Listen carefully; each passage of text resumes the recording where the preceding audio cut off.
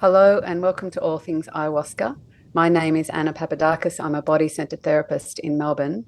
And on this podcast, we explore plant medicine in depth with Michael Guron. Michael has had over a decade of experience working with the master plants. And today we're talking about who is this kind of medicine for and who isn't it for?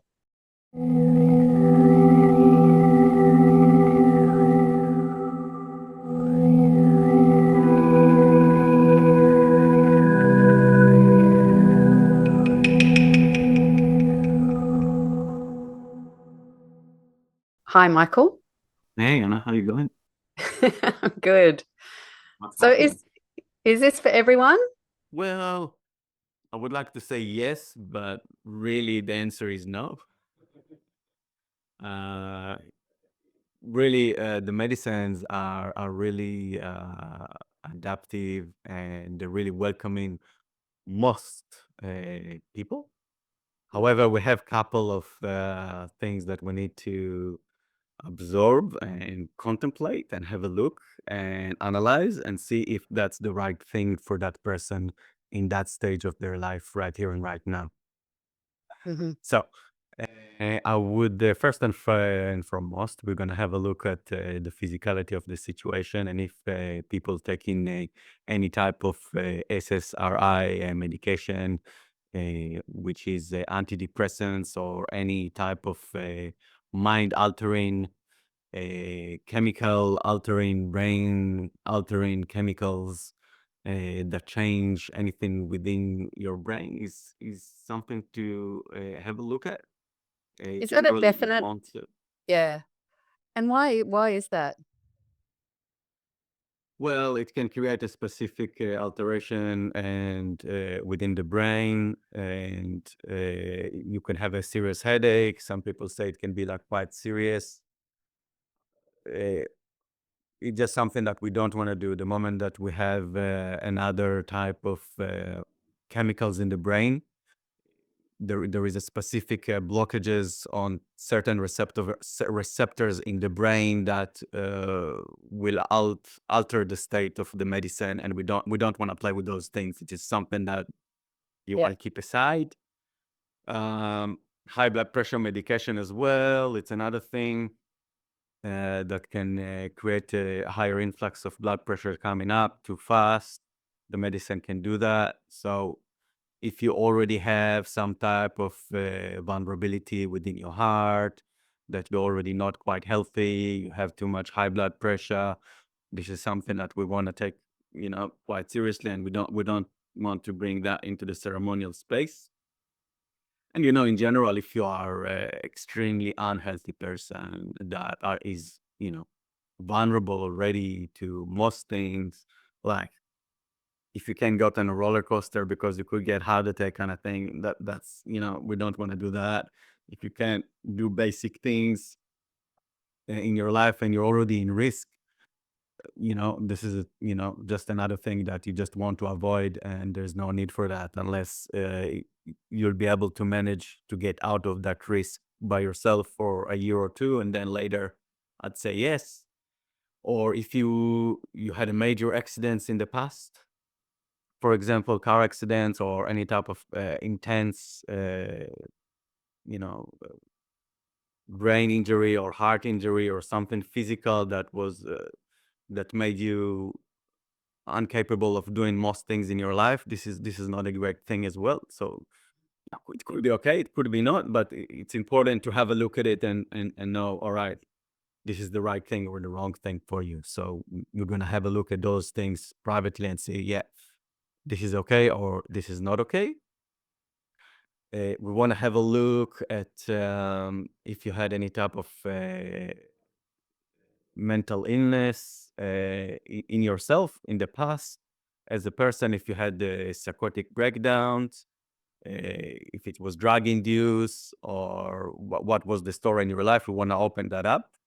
If as a person, this is something that happened to you quite often, it's not something that you really need to challenge that persona, that ego a little bit more. So otherwise, it can create another episode. So that's kind of like common sense. However, if it's just an event that happened to you in the past, I don't know, you had some too much drugs in a party, everything went crazy, you lost yourself for a couple of weeks, you got traumatized from that. You want to work it out, we could work something out right now if you are feeling fairly stable at the moment, and you want to do work around that, and that's a possibility. I would not do it with Wachuma. I would do it with ayahuasca. Uh, ex- for example, under that example, um, I wouldn't. We don't want to do a pregnancy. Is contraindication as well. So the first 3 months with ayahuasca is definitely a no-no. Afterwards, it's okay. However, I'd say I don't see really the need unless there is a specific interesting things that need to be processed. A pregnant lady is an open vessel for spirit already, which is an amazing thing. And I don't see really why would you need to do that if she's already there.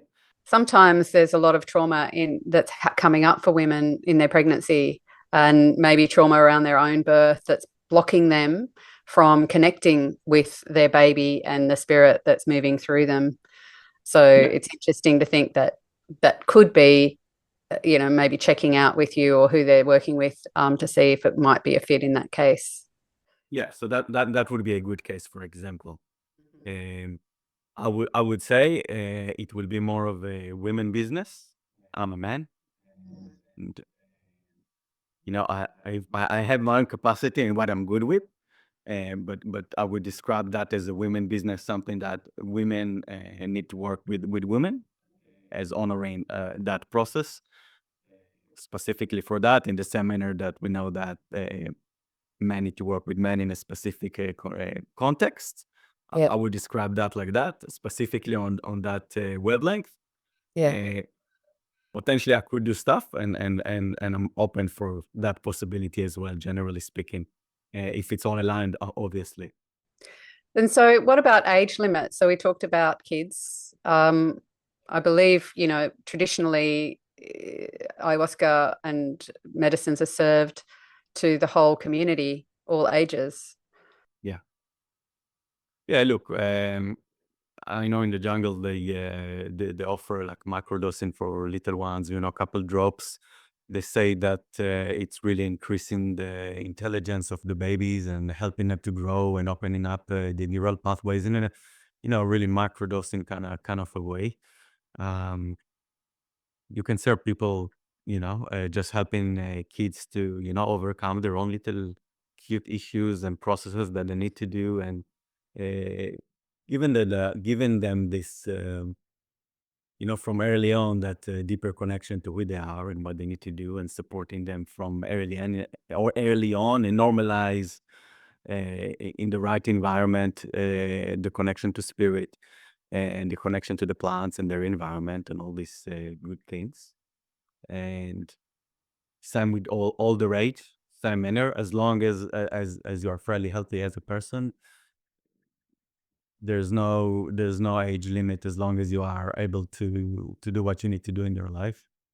Mhm. And yeah, it can be amazing for every age and whatever you are processing in that age. If it's like really old age, it's about processing death, and going all the way to and, looking at yourself on the other side, and processing what needs to be done in order for me to overcome, and reflecting upon my life and what I achieved, and all these amazing things that we call life on Earth. Yeah, preparing for death, preparing to be clear before the space you're in before you die is so It's important. amazing. It's So important. amazing, man. Absolutely Yeah. stunning. Yeah.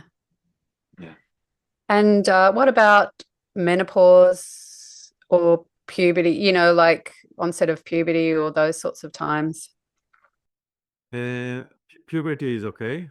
At this stage, from my awareness, there's no problem with that, as long as they are willing to receive, and going through the processes as an initiatory process, process of letting go of the child and stepping into their adulthood. That's an amazing process to do.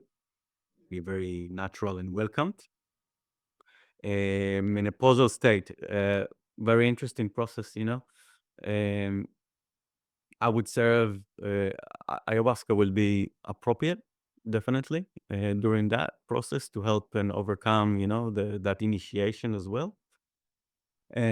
However, I would not offer wachuma, as we, you know, it's a medicine of fire. So if the element of fire is already kind of like out of whack within the physical body, I wouldn't want to pour lava into the lava.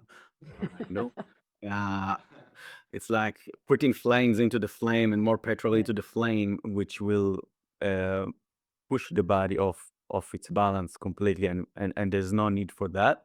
It will be highly taxing. It's something that won't flow with the physical body properly, and it can just tip you off, and uh, it's something that you don't want to do. So as you see, everything is a common sense, really, fundamentally. But what I'm expressing is all common sense. It's about us observing the situation, having a look what is available, what is presenting for me, what are the symptoms, and then we can have a look. All right, that works or not. So Yeah. yeah, And I think we'll have an episode about Wachuma soon. So we'll talk about Wachuma's grandfather, the masculine medicine. So yeah, we'll definitely talk about that in more detail soon on another yeah, episode. yeah.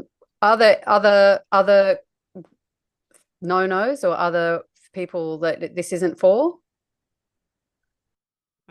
Yeah, look, you know, in our culture, we have many subcultures. You know, in Western world, we have in specific social constructs and awarenesses and things that coming up to the surface when we're looking at working with the, you know, the ceremonial work.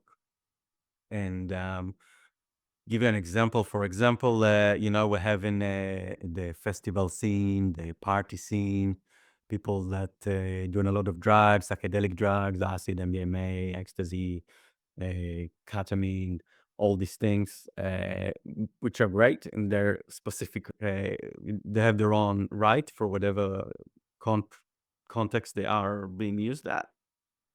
But if you want to come to a ceremony and, you know, just have a trip, that's not for you, kind of thing. You know, it's not a trip. It's not uncontrolled, spontaneous trip.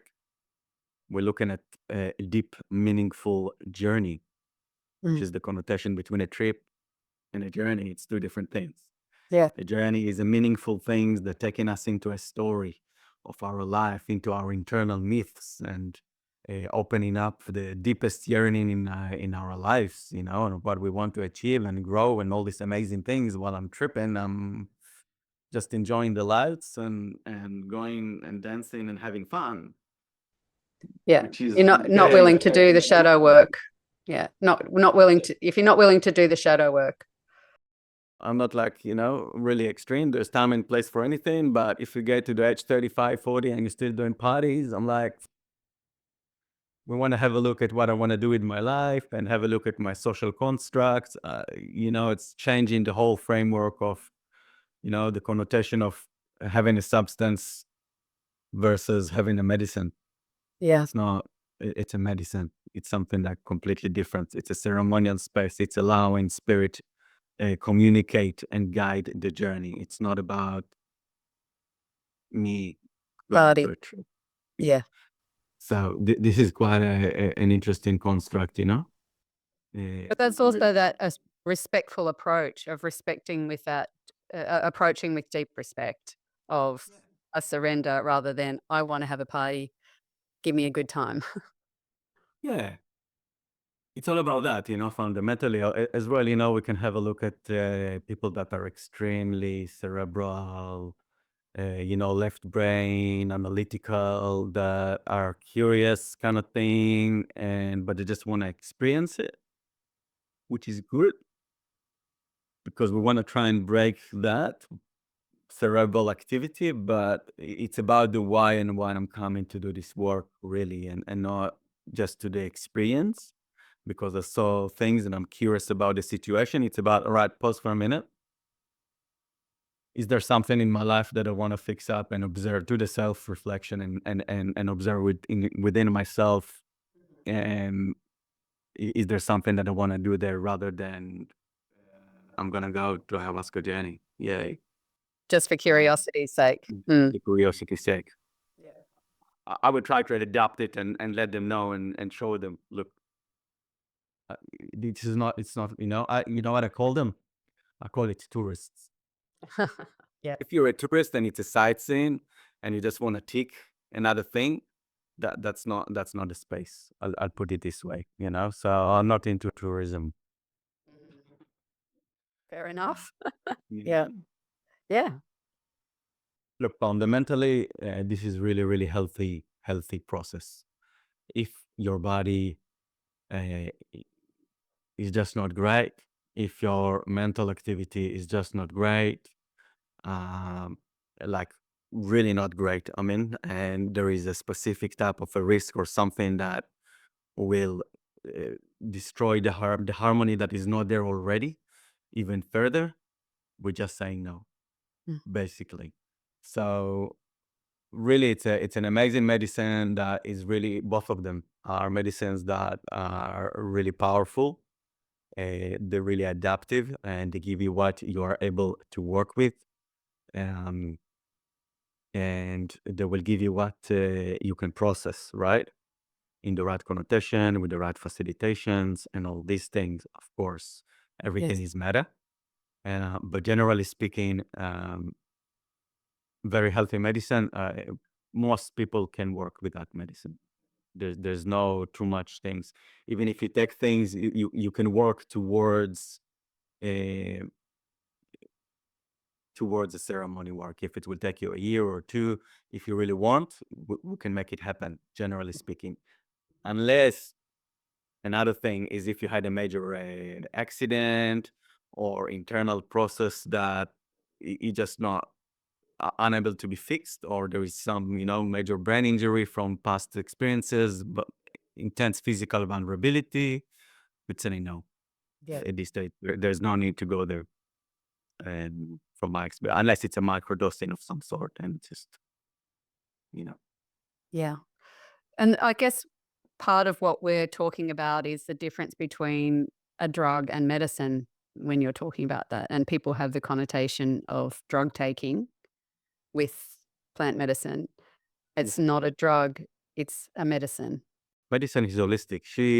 It's something that gives you the deeper realization. It's going to the root cause of the issue. We're not trying to mask or to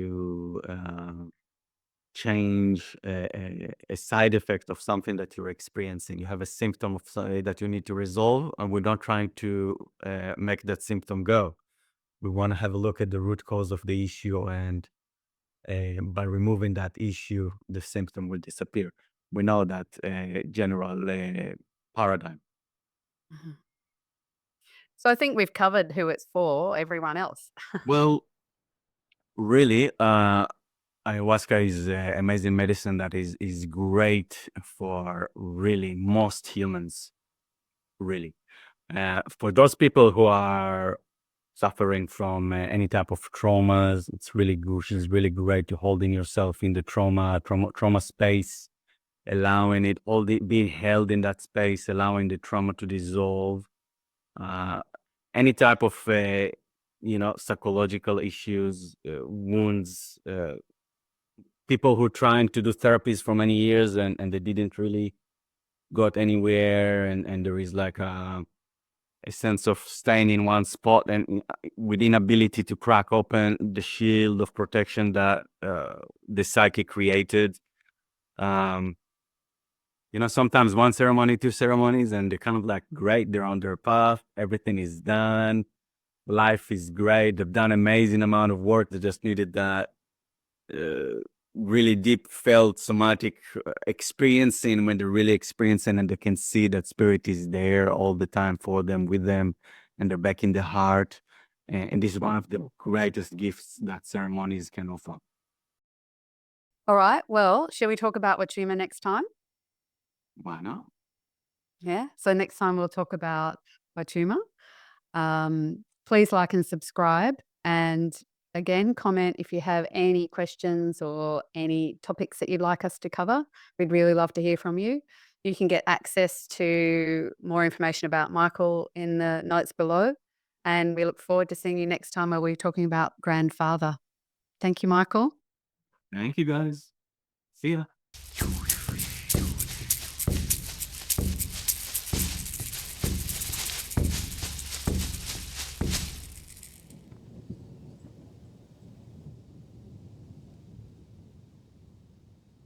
I'm starting.